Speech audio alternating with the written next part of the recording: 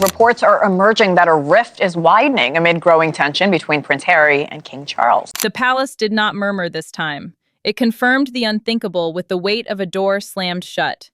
Harry would no longer be acknowledged as a prince, and Charles had put his name to the Succession Act that locked the ruling in place. In one quiet stroke of a pen, a lifetime of birthright, rebellion, hurt, and royal memory was compressed into a single instant that rattled the monarchy to its foundations. Before we go any further into what this truly means for the royal family, tap that subscribe button so you don't miss what comes next. Charles turned the final page in complete silence. His hand hovered near the pen, but for a long stretch he refused to lift it again, as if the ink itself had grown heavier than the crown on his head. The Succession Act, a formal royal document used here to determine who holds recognized standing in the monarchy's future line, had stopped being mere paperwork. It had become the wall standing between a son and an institution. It carried weight because succession is the chain that shields the crown from chaos, and Harry's link in that chain had just been sliced away with unnerving precision. Harry received the news miles away from the room where the ink had dried. He did not shout. He simply stared. The words were too clean, too icy, too absolute. The palace had not claimed he was stepping back, drifting off, or falling from favor. It had confirmed that he was no longer recognized as a prince within the royal structure, a phrase that hit harder because it carried no emotion. It sounded permanent. For Harry, that was the cruelty of it. A punishment can be challenged. A royal record can follow a man to his grave. A senior courtier watched Charles lower the pen and grasped what no public statement would ever confess. The king had stepped over a threshold no father returns from easily. That courtier needed no private interview, no whispered confession to make the truth known. The moment was captured in a documented palace account, later passed among senior aides, and its meaning could not be mistaken. Charles had not acted out of pure anger. He had acted because the monarchy had reached the point where family grief and royal survival could no longer share the same room. The palace statement made no effort to be gentle. No tender phrase cushioned Harry's fall. No careful language left a small opening for reconciliation. That mattered because royal wording is normally engineered to bury wounds beneath dignity. This statement did the opposite. It made the wound official. Charles sat motionless after its release, while Harry absorbed the first jolt of becoming a man cut loose from the title that had trailed him since birth. And behind those official words, the people who had once loved, defended, feared, and shielded him were about to confront what the signature had truly stolen. A royal decision is never merely ink on paper. It arrives in bedrooms, hallways, quiet sitting rooms, and hushed family phone calls where no camera is permitted. Charles had signed as king, but the ache moved through the family as a father's wound, a brother's burden, a wife's dread, and a son's humiliation. By nightfall, the palace was not toasting authority. It was absorbing damage. Charles stood at the middle of it all, caught between the crown and the child he could no longer shield. The king had signed the Succession Act, and that document, a formal royal order shaping who is recognized inside the monarchy's future line, mattered because it did far more than rearrange words on a page. It rewrote Harry's place in the royal story. It also mattered because every future ceremony, every family appearance, every official record from that day forward would carry the imprint of that signature. Charles knew this. He felt it before anyone dared say it aloud. William paused outside a closed door before he spoke. The prince understood that one careless sentence could sound like triumph, and triumph was the last thing he wanted. Harry was still his brother. Even now, even after years of pain and distance, the future king also grasped the burden waiting for him. Push back too openly against the act and he could weaken Charles. Defend it too eagerly and he could look like a man who had wanted Harry pushed out all along. So William chose his words with the caution of someone crossing broken glass, aware that every step could draw blood. Camilla sat quietly after the announcement, watching Charles in a silence that spoke louder than any comfort could. The queen consort had seen him under pressure before. This was different. He looked older, colder, more alone than he had that morning. She understood why the decision mattered to the monarchy, but she also understood what it had stripped from the man beside her. Charles had gained command of a crisis, yet he had lost something private in doing so. Camilla did not celebrate. She simply stayed close, because the king looked like a father standing in the wreckage of his own choice. Catherine learned the decision had not been rushed the moment she saw a file marked with earlier warnings. The princess needed no one to dramatize it for her. The pages told their own story. Harry's name had slowly stopped being handled as a family problem and started being handled as a constitutional risk, meaning a threat to the stability and order of the crown itself. That shift mattered, because once the palace stopped seeing him as wounded and began seeing him as dangerous, compassion had less oxygen to breathe. Harry's absence filled every conversation. His humiliation was not shouted through the corridors of the palace, but it sat there, heavy and razor-edged. Charles carried it, William measured it, Camilla feared it, Catherine understood it. Because long before the palace made the end official, one private incident had already convinced the king that Harry's royal standing could not endure. Every royal collapse has a moment people remember differently later. A glance, a phrase, a refusal. For Harry, that moment came during a private Windsor succession briefing, when a simple ceremonial rehearsal cracked open into a confrontation no one in the room would forget. What began as protocol ended as a warning. From that day forward, the palace stopped asking whether a break would happen. It started preparing for when. Harry walked into that room already carrying years of anger, but no one expected the silence to shatter the way it did. The Windsor succession briefing, a private palace meeting where senior royals rehearsed what would happen if the crown suddenly needed to transfer authority smoothly, mattered because it was designed to protect stability. It also mattered because everyone in that room understood the future was being built around William's line, and Harry could feel his own place shrinking with every carefully worded line. Charles watched him closely as the revised royal protocol was placed before the family. The king knew protocol meant the rules and customs guiding royal duty. This was more than ceremony. This version placed William's future role at the center of emergency authority, making it plain that the monarchy was preparing for a world in which the prince, not Harry, stood as the trusted pillar. Charles understood why it had to be done. Harry understood what it implied.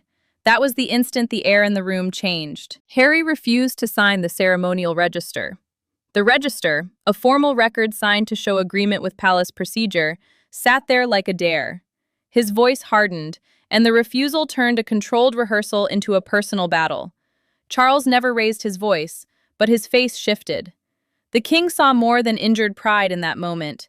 He saw defiance aimed at the very structure he had sworn to defend. Harry saw something else entirely, a family carving up his future without asking whether he still belonged in it. William stayed still, and that stillness cut deeper than any speech. The prince did not reach for the register. He did not look away either. Harry knew the refusal was partly aimed at him, and William knew it too. The future king understood that one wrong reaction could turn the room into open warfare, so he held himself steady. But his restraint did not calm the moment. It sharpened it. Everyone in that room could feel the brotherhood cracking beneath the weight of royal duty. A palace secretary recorded Harry's exact words in a documented account prepared after the meeting. That record later became one of the emotional triggers behind the Succession Act, because it proved the refusal was not a fleeting outburst, but a direct challenge inside a royal continuity ceremony. Charles privately marked the Windsor briefing as the point where pain crossed into danger. From that moment on, the king no longer saw only a wounded son. He saw a threat to the order that kept the crown alive. That file did not sink into silence. It moved upward. It waited. It gathered weight. And once it reached the king's desk, the next step was no longer discussion. It was confrontation. When father and son finally faced each other with no speeches, no uniforms, no carefully arranged protocol, the royal wound became brutally human. The most explosive royal moments do not always play out before a crowd. Sometimes they happen in a room so quiet that a chair dragging across the floor sounds like a verdict. Charles and Harry stood face to face with no cameras, no cheering onlookers, no rehearsed smiles. What passed between them was not simply anger. It was years of disappointment finally finding its voice. Charles summoned him after the Windsor succession briefing file reached its final review. That file mattered because it carried the recorded refusal from the earlier private meeting, and it showed the palace the crisis was no longer only emotional. It had turned structural. Harry sensed it the second he stepped into the room. The king did not lead with warmth. He led with silence. And that silence told him the conversation had already traveled beyond father and son. Harry asked the question that sliced through every layer of royal language. Was Charles speaking as king or as father? The monarch absorbed it like a body blow. For 1 second, the crown seemed to slip away, leaving only a man staring at the child he had once protected. The Succession Act, the formal document prepared to change Harry's recognized place in the royal order, lay close enough to reach, yet neither man touched it at first. That mattered because the act was no longer just an idea. It was waiting to become reality. Charles answered slowly, and the words landed harder because he never raised his voice. Love could not override duty. Harry stared at him, wounded more by the calmness than by the sentence itself. The king knew royal duty meant the promise to protect the crown before personal desire, but saying it to his own son made the promise sound merciless. Harry heard rejection. Charles heard responsibility. Neither man was entirely wrong, and that made the moment more painful still. Harry pushed back with everything he had bottled up. He accused the palace of rewriting his life, of turning years of family conflict into official punishment, of treating him like a liability instead of a son. Charles stayed still, but his restraint was not peace. It was control. A documented account later prepared by a senior aide revealed how the king placed the drafted act on the table only after Harry's voice hardened. That detail mattered because it showed the decision had not been born in anger. It had been waiting. The room shifted when Charles said the decision was already drafted. Harry understood then that he had not been called in to negotiate. He had been called in to hear the truth before the world heard it. The prince who had spent years fighting the palace suddenly faced a colder fact. The palace had learned to continue without him. Harry left with no victory, and Charles remained behind with no relief. The confrontation had torn the wound wide open, but it had healed nothing, because the real power behind the decision no longer belonged only to father and son. As Harry stepped out of that room, the sound of the closing door carried into the machinery of monarchy, where power had already begun moving without emotion. The crown may rest on one head, but decisions of this scale pass through many hands before history sees them. Behind the palace walls, legal advisors, senior courtiers, and trusted family figures shaped the path Charles would finally take. Yet at the heart of it all stood one human image. William beside a long table, reading the clause that changed his brother's future, and saying nothing for several long seconds. William lowered the paper slowly, and the silence around him hardened. The prince understood this was not simply a family argument dressed in royal language. Palace lawyers had crafted the wording of the Succession Act, and those lawyers mattered because they translated emotion into enforceable words. Senior constitutional advisors had also shaped the decision, meaning officials who guide the crown on matters of national order and royal continuity. Their involvement proved one thing plainly. Harry's position had moved beyond private disappointment. It had become a question of the monarchy itself. Catherine watched William wrestle with the clauses, and she understood why his pain was so dangerous. The future king had to support stability, because one day the full weight of the crown would fall on him. Yet the man standing there was also a brother. Harry was not a stranger inside a file. He was childhood memory, loyalty, anger, and loss. Catherine saw that conflict moving through William before he opened his mouth. Defend the act, and he wounded his brother. Reject it, and he weakened Charles at the worst possible moment. Charles had not rushed toward the harshest wording. A palace aide later revealed through a documented internal account that the king resisted the strongest version at first, asking whether the language could still leave even a narrow path back. That detail mattered because it showed the decision had not been born from cruelty alone. Charles had delayed the final blow until pressure made further delay impossible. The monarchy needed certainty. The family wanted mercy. And for the first time, certainty won without even pretending to be gentle. Camilla noticed the exact moment Charles stopped fighting the language. The queen consort had heard him question lines before, had watched him push back against phrases that sounded too final, too cold, too punishing. But after the last legal briefing, the king stopped arguing. He only listened. That frightened her more than anger would have. Anger still carries heat. This was different. This was surrender to duty. Camilla understood that when Charles went quiet, the decision had already settled deep inside him. William read the clause again, and this time, the words felt less like writing and more like removal. Harry's princely recognition would no longer stand within the official framework of the monarchy. That mattered because public authority relies on clear roles, and the palace had come to believe blurred loyalty had grown too costly. It also mattered because once the future line accepted the act, the rest of the household would fall in behind it. No one had to cheer, no one had to approve. The machine only needed permission to move. Catherine stayed close to William, not to change his mind, but to steady the part of him that still remembered his brother from before the bitterness. Charles carried the crown's burden. Camilla carried the fear of what it was doing to him. William carried the future. And Harry, though absent from the room, carried the consequence. Once the machinery accepted the act, the fallout moved faster than any family member could contain. When the palace finally began stripping Harry from its official framework, the consequences turned immediate, visible, and painfully irreversible. The first consequence was not thunder, it was absence. A name deleted from a briefing folder, a title omitted from a formal list, a palace aide correcting a line before it reached the public. Harry's new reality arrived in small, merciless details, each one confirming the same truth. The monarchy had not only disciplined him, it had begun rearranging itself as though his princely role had already ended. A young aide saw it first and hesitated. The instruction had come down clearly. Palace offices were to begin implementing the Succession Act by revising internal references, briefing notes, and formal title usage. The Succession Act, now more than a signed decision, meant the official order controlling Harry's recognized place inside the monarchy. That mattered because royal standing lives in records long before it appears in public.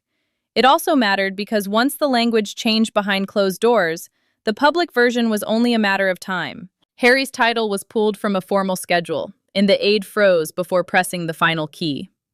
The change looked small, almost harmless, but it was historic. A prince does not vanish in one dramatic sentence. He vanishes through corrected lines, adjusted labels, and official silence. The household had been instructed to use Harry's personal name in place of princely styling in documents tied to royal function. Princely styling means the formal way a royal is named and addressed, and losing it made the punishment feel brutally real. Harry saw the revised wording and gripped the edge of a table. Anger came first, hot and sharp, but then silence followed. That silence was worse. The palace had not written like a wounded family. It had written like a machine finishing a task. He understood what the words meant. They did not simply strip honor. They rewrote how future records would remember him. For a man born inside the monarchy, that kind of erasure cut deeper than any argument. Meghan noticed the coldness immediately. She read the language once, then again, and her fear sharpened. This did not feel like a single announcement. It felt like preparation for more. She understood that when the palace chooses words this carefully, it is rarely finished. Her concern was not only Harry's humiliation, it was what might come next.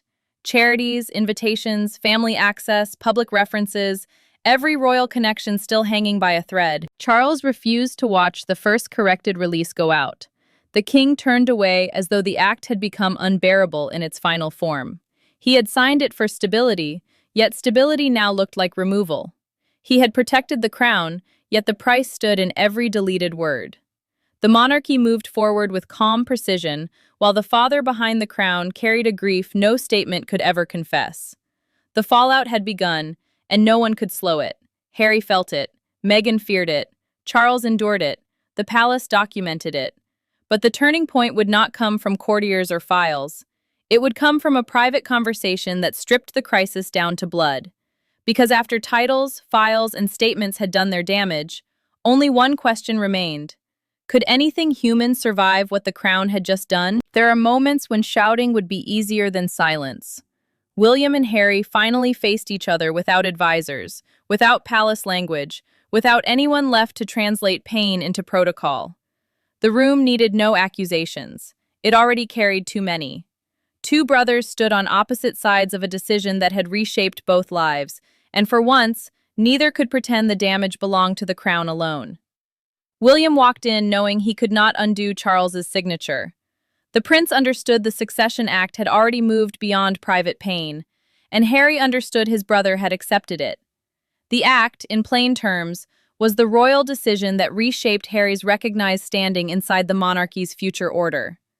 That mattered because it gave official form to something the family had felt for years.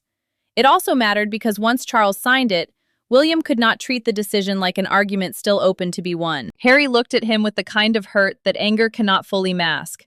He asked whether William had ever fought for him. The question did not arrive as a shout. It came lower, sharper, almost weary. The future king answered softly that he had fought until the monarchy itself was at risk. William did not say it to wound him. He said it because the truth had finally exhausted its softer versions. Harry heard betrayal. William carried grief. Neither man walked out of that sentence clean. William's restraint broke for a single second. The prince said he had lost a brother long before the palace removed a title, and the words shifted the room. Harry did not answer quickly. He knew what that meant.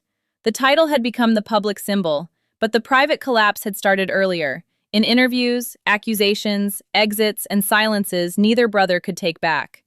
The act had not created the divide. It had simply given legal shape to a fracture years in the making. Harry realized then that the palace had not invented the distance in one cruel moment. It had recorded the distance that had already grown between them. That mattered because the crown can only survive when trust still holds the structure together, and trust between the brothers had become too broken to carry royal weight.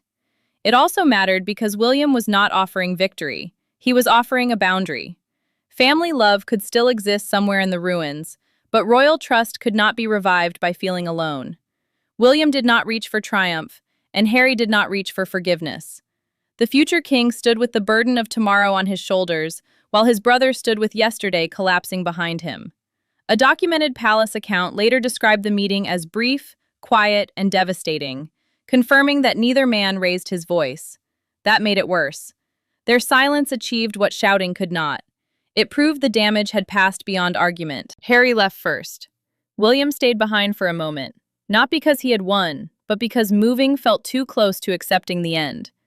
The brothers departed separately, carrying different versions of the same loss. As the private wound became a public spectacle, Britain woke to a front page that turned royal pain into national shock. By morning, the story no longer belonged to the palace. It belonged to the nation, the broadcasters, the newspaper stands, the crowds outside royal gates, and every viewer watching the monarchy redraw its own family tree. What had been decided behind closed doors now exploded into public life. Harry's loss of princely recognition became more than a royal headline. It became a national mirror. Harry's name moved across the country before the palace could contain the emotion behind it. Broadcasters framed the Succession Act as the most dramatic royal identity decision of Charles's reign. That mattered because the public was not simply hearing about a family dispute. They were watching the monarchy decide who still belonged inside its future. The act, in plain words, was the official decision that changed Harry's recognized standing in the royal order. And now ordinary people were wrestling with what that meant for the crown, for blood, and for forgiveness. A single front page captured the shock. One major newspaper printed a stark black and white image of Harry beside the words, "The Prince Who Is No More." The headline struck hard because it turned a palace decision into something personal, almost brutal. Harry was no longer just a name inside an official statement.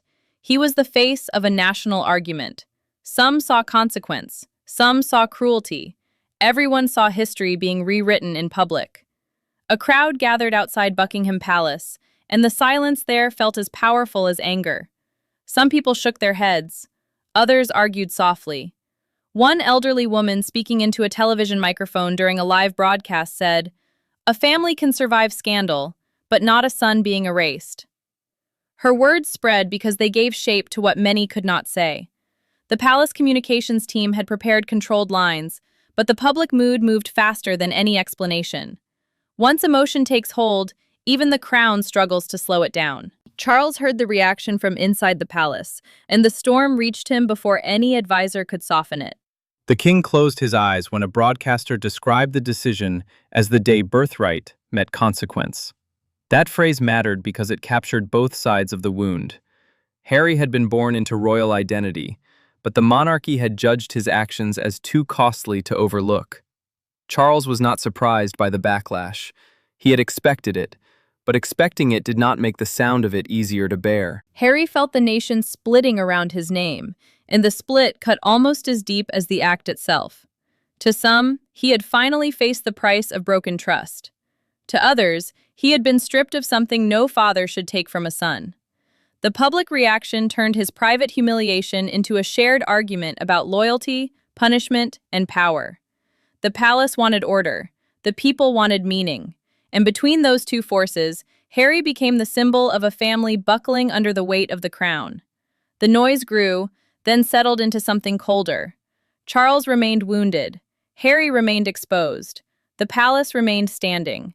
Yet the final meaning of the act would not be found in the anger outside or the headlines on the stands. When the headlines faded and the crowds thinned, one truth remained inside the palace. The crown had survived, but the family had paid in blood. In the end, the Succession Act was not merely a legal instrument. It was the monarchy's final answer to years of rupture, defiance, grief, and public fracture. Charles signed it as king, but he lived with it as a father. Harry lost more than a title. William took no joy from the outcome. And the crown, though steadier, carried the silence of what it had demanded. Charles sat alone after the final briefing, and the quiet around him felt heavier than any public storm. The signed papers were no longer in front of him, but their weight had not left the room. The Succession Act, in plain words, was the official royal decision that separated Harry's personal identity from his former recognized role as a prince inside the monarchy. That mattered because it did not simply change how the palace named him.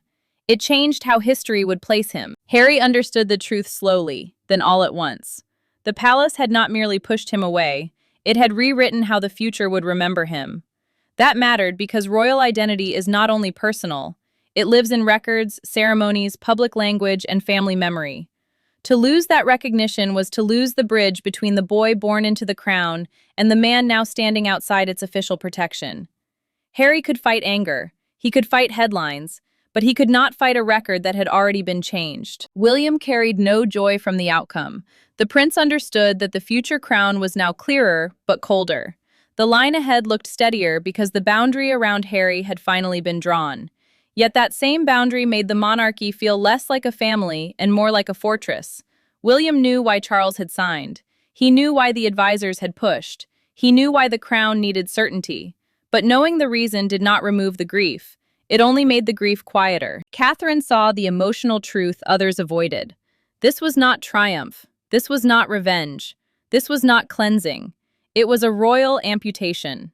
The princess understood that the monarchy had cut away what it believed it could no longer carry, but the wound would remain part of the body forever. Harry's name would still echo through family history. Charles would still hear it as a father. William would still feel it as a brother. And the crown would still stand, stronger in structure, but poorer in family feeling. Charles proved that the crown could outlast a son even when the father could not stop grieving him. That was the final verdict.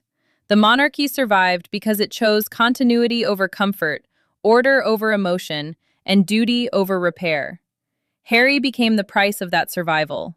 William became the keeper of its colder future. Catherine became the witness to its human cost. And Charles became the king who signed the line that protected the institution while breaking something inside the family forever. There is no further door to open, no hidden rescue waiting behind the final page. Only the lasting verdict of a monarchy that chose survival, and a prince who became history before the world's eyes. Thanks for watching. Please don't forget to like and subscribe, and we will see you in the next one.